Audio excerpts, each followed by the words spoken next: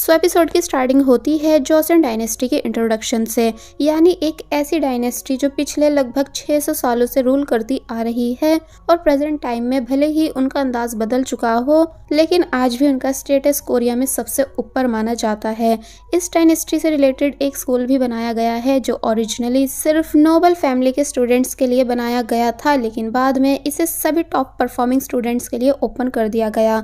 आज यहाँ result announce होता है और सभी स्टूडेंट्स अपना अपना रिजल्ट चेक कर रहे थे। तभी एक नोबल फैमिली का स्टूडेंट गुस्से में आ गया क्योंकि फर्स्ट रैंक पर उसका नहीं बल्कि एक लड़की हुईजू का नाम था, जिसकी वजह से वो सेकंड आया है। और फिर अब हमें हुईजू दिखाई गई जो कि हमारे इस ड्रामा की मेन फीमेल लीड है, जो कोरिया के सेकंड सबसे अमीर बिजनेसमैन की दूसरी बेटी है और उसे सब लोग ब्यूटी विद ब्रेन्स कहते हैं। हुईजू हमेशा फर्स्ट आती है और इसी वजह से नोबल फैमिलीज के बच्चे उससे काफी ज्यादा जलते हैं, लेकिन हुईजू किसी से भी कम नहीं, यानी जो भी कोई उसे नीचा दिखाने की कोशिश करता है वो उसे अच्छे से जवाब देना जानती है। वैसे तो हुईजू काफी कॉम्पिटिटिव है, लेकिन रॉयल स्टेटस से बिलोंग नहीं करती, जिस वजह से उसे हमेशा बाइनेस फेस करनी पड़ती है। यानी जब भी वो फर्स्ट आती है, स्कूल के प्रिंसिपल उसे यह समझाने लगते हैं कि तुम्हें इतना ज्यादा स्कोर करने की जरूरत नहीं है, वरना नोबल फैमिलीज के स्टूडेंट्स यहाँ आना बंद कर देंगे।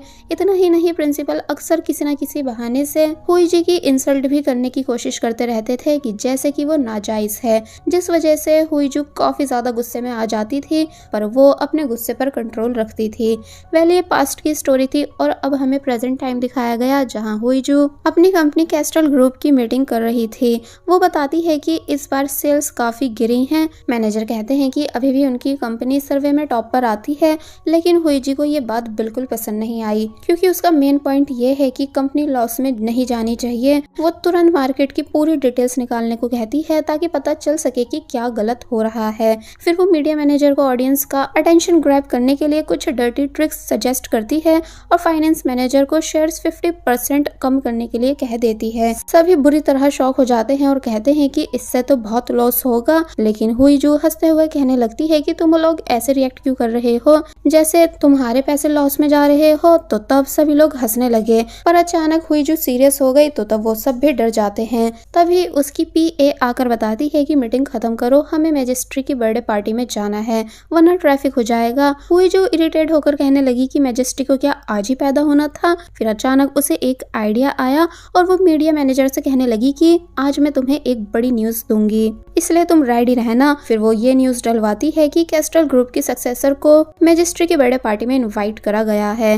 रास्ते में उसकी पीए पूछने लगी कि क्या तुम सच में सक्सेसर बन चुकी हो, क्योंकि अभी तक तुम्हारे फादर ने तो ऐसा कुछ अनाउंस नहीं करा है। तो तब हुईजू कहती है कि नहीं, पर न्यूज स्पाइसी होनी चाहिए ना, इसलिए मैंने ऐसा कहा। फिर अब नेक्स्ट सीन में हम ड्रामा के मेन लीड यानी यीवान को देखते हैं, जो कि रॉयल फैमिली का ग्रैंड प्रिंस है।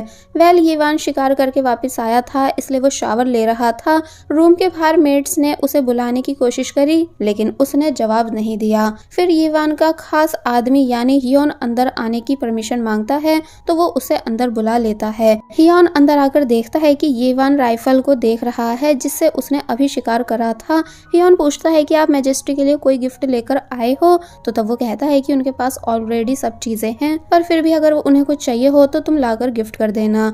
और फिर राइफल को हियोन की तरफ घुमा देता है, जिससे कि हियोन काफी ज्यादा डर गया। फिर यीवान ने बोला कि मैं थक गया हूँ, मुझे सोना है, और रूम में जाने लगा। तो तब हियोन कहता है कि आपको आज शिकार पर जाना ही नहीं चाहिए था, जब पता था कि आज मैजिस्ट्री का बर्थडे है, इसलिए अब आप प्लीज जल्दी तैयार हो जाइए। लेकिन यीवान उसे इग्नोर करता है और अपने रूम में चला जाता है। अब रात में हमें दिखाया गया कि बर्थडे पार्टी शुरू होने वाली है, तो एक एक करके लोग आने भी लगे थे। फिर तभी एक दमदार स्टाइल के साथ एंट्री हुई हुईजू की, जो एक रेड ड्रेस में और रेड कार में आई थी, जिसे देखकर पूरी मीडिया पागल हो गई और सब उसी की बात करने लग जाते हैं कि हुईजू कितनी ज्यादा बोल्ड है। वो रॉयल फैमिली की पार्टी में रेड पहनकर आई है, जबकि ऐसा करना मना है। और फिर सब उसके नॉन स्टॉप फोटोज भी क्लिक करने लगे एंड वो इंटेंशनली भी फोटोज क्लिक करा रही थी। फिर जाते टाइम हुईजू ने मीडिया को एक लास्ट लुक दिया और उसी एक लुक को हुईजू की कंपनी की टीम ने वायरल कर दिया कि हुईजू ने किस किस फ्रेंड की क्या क्या न्यू चीजें पहन रखी हैं। एंड हेडलाइन थी कि मिस हुईजू ने अपनी रेड ड्रेस से सारी स्पॉटलाइट छीन ली। और फिर ऑडियंस ड्रेस को देखकर उसे ऑर्डर भी करने लग जाती है, फिर जब हुईजू पार्टी में अपनी ड्रिंक एंजॉय कर रही थी कि तभी उसने कुछ लड़कियों की बातें सुनी। एक्चुअली हुईजू भले ही एक रिच बिजनेसमैन की बेटी है, लेकिन वो नाजायज है, जिसको 10 साल तक एक मेड ने दुनिया से छुपा कर पाला था और इसी वजह से अभी भी लोग उसे नाजायज कहकर इंसल्ट करते हैं, जो बात हुईजू को बिल्कुल पसंद नहीं है। और यहाँ ये लड़कियां भी यही सब बातें कर रही थी, इसलिए हुईजू अपनी ड्रिंक खत्म करके ग्लास तोड़ देती है और उन लड़कियों की तरफ देखकर उन्हें चीयर करने लगती है। वो लड़कियां डर गईं कि ये तो पागल लग रही है, इसलिए तभी वहां से भाग गई कि तभी हुईजू का बड़ा भाई वहां आया और उसे कंपनी लॉस के लिए चिढ़ाने लगा और फिर उन दोनों के बीच नोकझोंक होने लगी। तभी एक औरत आकर सबको मैजेस्टी के बर्थडे के लिए मेन हॉल में चलने का बोलती है, तो तब सब चले गए। हुईजू अपने भाई के साथ पीछे वाली रो में बैठी थी और हमने देखा कि मैजेस्टी एक 8 साल का बच्चा है जिसने अपनी कैप तक गिरा दी थी, तो तब मैड ने उसकी कैप को ठीक से करके पहनाया। फिर काफी टाइम हो गया था लेकिन पार्टी शुरू नहीं हो रही थी, इसलिए हुईजू का भाई पूछता है कि भला अब किसका वेट हो रहा है, तो वो कहती है कि ग्रैंड प्रिंस यीवान का, जो अभी तक आया नहीं है। और फिर तभी प्रिंस यीवान की एंट्री हुई तो सभी खड़े हो गए, लेकिन वो शिकार वाले कपड़ों में ही आ गया था, जो देखकर सब हैरान होने लग जाते हैं। एंड क्वीन नाराज हो गई और यीवान को सुनाने लगी कि तुम इतने लेट आए हो फिर भी कपड़े बदल कर नहीं आए। तो तब वो बोलता है कि आप मुझे बाद में सुना लेना, अभी मैं बैठ जाता हूँ ताकि बाकी सब लोग भी बैठ सकें। तो तब वो कुछ नहीं बोलती हैं, लेकिन मैजेस्टी अपने अंकल को देखकर बहुत खुश था। फिर मैजेस्टी से एक पेपर पर 3 विशेस को लिखवाया गया, तो उसने लिखा कि मेरी मॉम और अंकल की हेल्थ अच्छी रहे और सभी खुश रहें।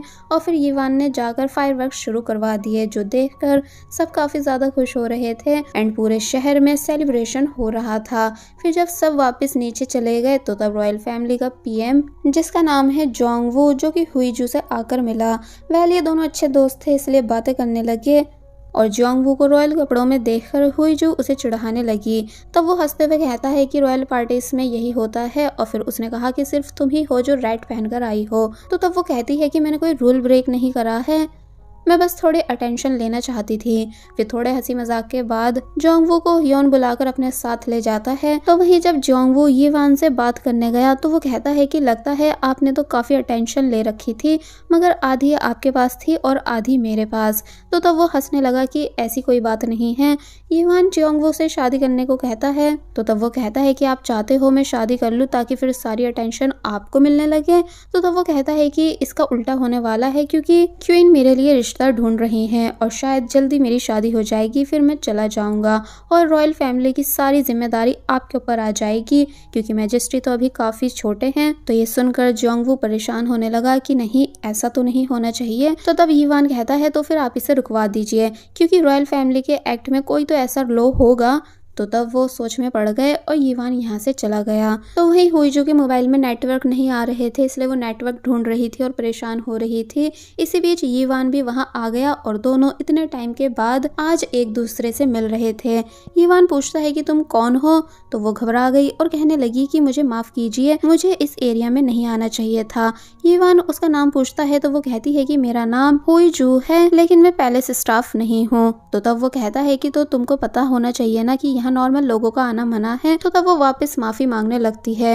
यीवान स्माइल करते हुए कहता है कि मैं 3 तक काउंट करूंगा, उससे पहले तुम यहाँ से भाग जाओ, क्योंकि अपने स्कूल की जूनियर के लिए इतना तो मैं कर ही सकता हूँ। हुईजू उसे हैरानी से देखने लगी कि क्या इसे मैं सच में याद हूँ। कि तभी दोनों को शोर की आवाज सुनाई देती है। हुईजू पूछती है कि भला क्या हो गया। तो तब यीवान उसे वहीं रहने को कहकर एरिया में जाकर देखता है जहाँ पैलेस में आग लग गई थी और काफी लोग घायल हो चुके थे। कि तभी उसकी सिस्टर इन लॉ, जो कि 8 साल के मैजिस्ट्री की मदर है, वो यीवान को आकर थप्पड़ मारती हैं और कहती हैं कि तुमने अब किसके साथ दुश्मनी कर ली है जो ऐसा हो रहा है। अगर मेरे बेटे को कुछ भी हुआ तो मैं तुम्हें छोड़ूंगी नहीं। हुईजू ने भी ये सब देख लिया था, इसलिए वो बहुत बुरी तरह शॉक रह गई। कि तभी मैजेस्टी, जो कि यहाँ का किंग बनने वाला है, वो आता है, जो कि एकदम सेफ था। इसलिए तब जाकर उसकी मदर को सुकून आया और वो अपने बेटे को प्यार करने लगी। बट यीवान को थप्पड़ का काफी बुरा लगा था, यानी वो शर्मिंदगी महसूस कर रहा था। वेल वो जोंगवू से बोला कि आप बाहर जाकर मीडिया और बाकी चीजें हैंडल करिए, क्योंकि मैजेस्टी एकदम सेफ हैं। तब हुईजू भी बाहर आ गई और उसकी पीए वहाँ उसका वेट कर रही थी। उसने पूछा कि आप ऐसे बीच में क्यों आ गई। वापस से मीडिया की अटेंशन परमिशन पाने के लिए। तो तब वो कहती है कि अंदर एक प्रॉब्लम हो गई है। पियर डरने लग जाती है कहीं हुईजू की वजह से तो कुछ नहीं हो गया, लेकिन जब वो बताती है कि अंदर आग लग गई है तो ये सुनकर वो और भी ज्यादा शॉक हो गई। और फिर अब हमें दिखाया जाता है कि घर जाते टाइम पियर पूछती है कि वैसे तुम ग्रैंड प्रिंस से चिढ़ती क्यों हो। तो तब वो कहती है कि कुछ नहीं, बस वो इरिटेटिंग है, और याद करने लगती है कि जब वो 9th ग्रेड में थी तो तब वो आर्चरी के कंपटीशन के लिए रात को छुपके से ग्राउंड में आ गई थी, लेकिन यीवान जो कि उस स्कूल का सीनियर था उसने उसे वहां देख लिया था और सुनाने लगा कि तुम्हें इतनी रात को बिना परमिशन के बाहर नहीं होना चाहिए। वेल यीवान रॉयल फैमिली से था, इसलिए उसको किसी भी टाइम यहाँ आने जाने की परमिशन मिली हुई थी। एंड ये इन दोनों की फर्स्ट मीटिंग थी जहाँ ये दोनों पहली बार एक दूसरे से मिल रहे थे। हुईजू हमेशा इस बात से चिढ़ती थी कि वो रॉयल फैमिली से नहीं है, इसलिए उसको इक्वल अपॉर्चुनिटी नहीं मिलती है और ये रॉयल फैमिली के लड़कों को सारी प्रिविलेज दी जाती है। इसलिए यही वजह है कि वो स्कूल टाइम से यीवान से चिढ़ती थी। नेक्स्ट मॉर्निंग हम देखते हैं कि यीवान अपने ऑफिस में बैठकर कुछ लिख रहा था कि तभी क्वीन वहां आई तो वो उनके साथ बैठकर बात करने लगा। क्वीन कल वाले अपने एक्शन के लिए शर्मिंदा थी, लेकिन उनका ये कहना था कि आग लगने के बाद सभी की अटेंशन ग्रैंड प्रिंस यानी यीवान पर थी और मैजेस्टी का किसी को भी ध्यान नहीं था, इसलिए वो घबरा गई थी। तो तब यीवान कहता है कि मैंने अपनी पूरी लाइफ मैजेस्टी को दे दी है, लेकिन बाकी लोगों का मैं क्या ही कर सकता हूँ, इसलिए आपको मुझे तो ब्लेम नहीं करना चाहिए।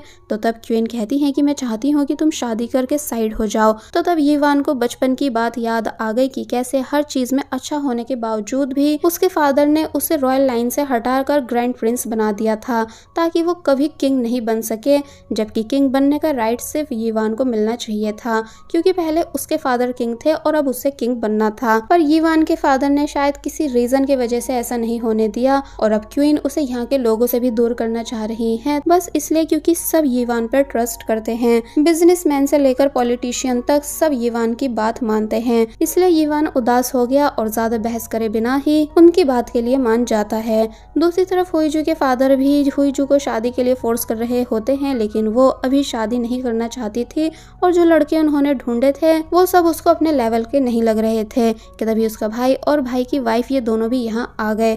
भाई की वाइफ कहने लगी कि तुम्हें इनमें से कोई देख लेना चाहिए, हमने सभी लड़कों की डिटेल्स ध्यान से देखी हैं। तो तब हुईजू हंसते हुए कहने लगी कि अगर आप डिटेल्स पर ध्यान देने वाली होती तो सबसे पहले मेरे भाई जैसे लड़के से शादी करने से पहले उसकी डिटेल निकाल कर देखती, जो कि एकदम ही यूजलेस है। तो तब भाई को गुस्सा आ गया और वो कहने लगा कि हम दोनों एक दूसरे से प्यार करते थे इसलिए शादी करी है, लेकिन हुईजू से इग्नोर करके अपने फादर से बोली कि अगर मेरी शादी हो गई तो बिजनेस पर कौन ध्यान देगा। तो तब उसका भाई कहता है कि मैं हूँ ना सब संभालने के लिए। तो तब वो कहने लगी कि तुम तो बस रहने ही दो क्योंकि तुम बिजनेस को डुबा दोगे। फिर वो दोनों हमेशा की तरह लड़ने लग जाते हैं, बट फादर दोनों को चुप कराते हैं और हुईजू से कहते हैं कि तुम्हें शादी करनी ही होगी, लेकिन वो चिढ़कर कहने लगी कि वैसे भी मुझे नाजायज कहा जाता है और बिना खुद को प्रूव करे मैं किसी से भी शादी नहीं करना चाहती हूँ। और फिर वो गुस्से में यहाँ से चली जाती है। तो वहीं इसी बीच यीवान डिसाइड करता है कि वो पैलेस छोड़कर अपने प्राइवेट घर में रहेगा और उसने ये बात पैलेस के सीनियर मैनेजर से करी थी। तो वो कहने लगे कि लेकिन आप चले गए तो पैलेस की रक्षा कौन करेगा, और अगर आपके जाने के बाद पैलेस पर वापस से हमला हुआ तो तब वो हंसकर कहता है कि मुझे तो लगा था कि मेरे जाने से आप सबसे ज्यादा खुश होंगे, लेकिन शायद मैं गलत था। कोई नहीं, आप पैलेस का ध्यान रखो और क्वीन को मेरे लिए बाय कह देना। मैं जल्दी में हूँ इसलिए उन्हें बाय नहीं बोल पाऊंगा। फिर उसके जाने के बाद मैनेजर क्वीन से मिला तो क्वीन यीवान की शिकायत करने लगी कि एक तो वो बर्थडे में लेट आया, ऊपर से शिकार के कपड़े पहन कर आया, फिर हमले में भी सब सिर्फ उसी के बारे में सोच रहे थे ना कि मेरे बेटे के। तो तब मैनेजर कहते हैं कि लेकिन उन्होंने अपना क्राउन सेक्रीफाइस करा है मैजेस्टी के लिए और उनका पूरा ध्यान भी रखते हैं।